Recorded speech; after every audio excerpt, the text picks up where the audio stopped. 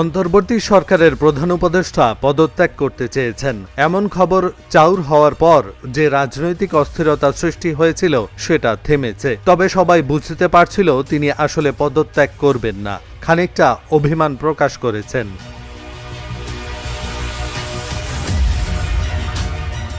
শনিবারই সরকারের পক্ষ থেকে বলা হয়েছে অধ্যাপক ইউনূস স্বপদেই থাকছেন এবং বহাল থাকছেন তার উপদেষ্টারাও। শনিবার ৩টি রাজনৈতিক দলের সঙ্গে বৈঠকও করেছেন প্রধান উপদেষ্টা। বিএনপি, জামাতে ইসলামী এবং নাগরিক পার্টি যার যার রাজনৈতিক অবস্থান থেকে বক্তব্য দিয়েছেন বৈঠক থেকে বের হয়ে এসে।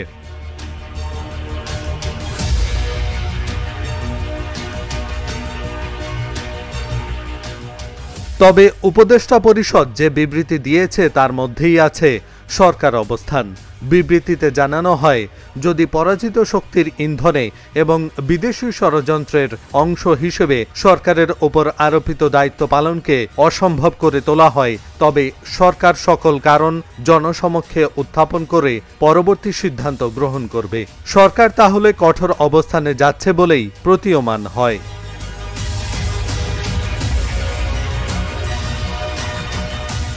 সরকার গঠনের পর থেকেই নির্বাচনের ইস্যুটি ঘুরে ফিরে আসছে। সবচেয়ে বড় রাজনৈতিক দল প্রকাশ্যেই বলেছে তারা ডিসেম্বরে নির্বাচন চায়।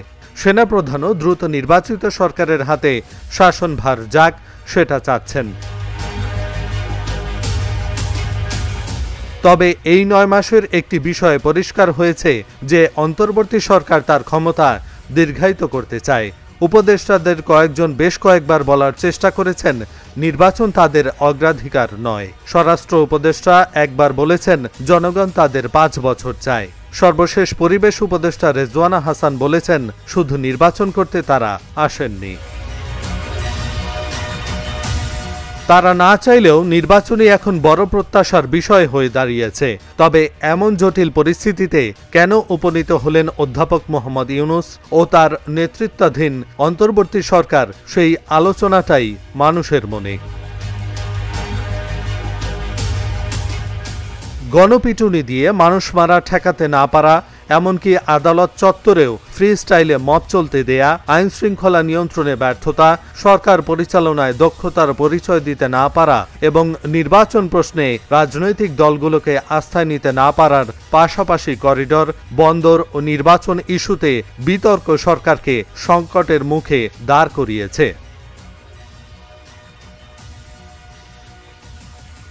সরকার বারবার সংস্কারের কথা বললেও সংস্কার সামান্য কিছু দৃশ্যমান করতে পারেনি। এই সময়ে নির্বাচনের বিষয়ে বেসামরিক সরকার হিসেবে অন্তর্বর্তী সরকারের বক্তব্য সবসময় ছিল অস্পষ্ট।